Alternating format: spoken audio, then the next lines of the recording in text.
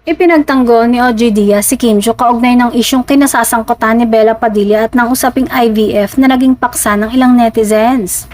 Ayon kay OG, kahit gaano pa kalapit o katagal ang pagkakaibigan ng dalawang tao, may mga personal na bagay na nararapat pa ring manggaling mismo sa taong direktang sangkot. Para kay OG, si Kim lamang ang may karapatang magdesisyon kung kailan, paano at kung nais ba niyang ibahagi sa publiko ang mga sensitive na detalye tungkol sa kanyang private life. Aniya, mahalagang igalang ang hangganan ng pagkakaibigan lalo na pagdating sa mga usaping personal. Lumutang ang issue matapos mabanggit ni Bella Padilla ang tungkol sa IVF na iniuugnay kay Kim.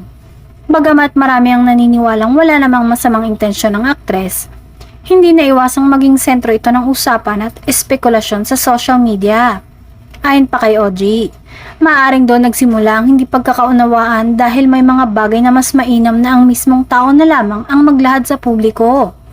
Sa ganitong paraan, naiiwasan ang maling interpretasyon at napapanatili ang respeto sa pribadong desisyon ng isang individual.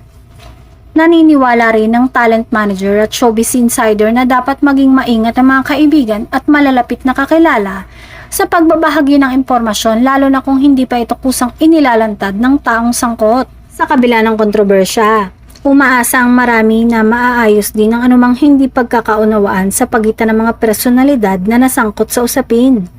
Para kay OG, ang pinakamahalaga ay ang pagrespeto sa karapatan ni Kim na pangasiwaan at ibahagi ang kanyang sariling kwento sa oras na siya mismo ang handa.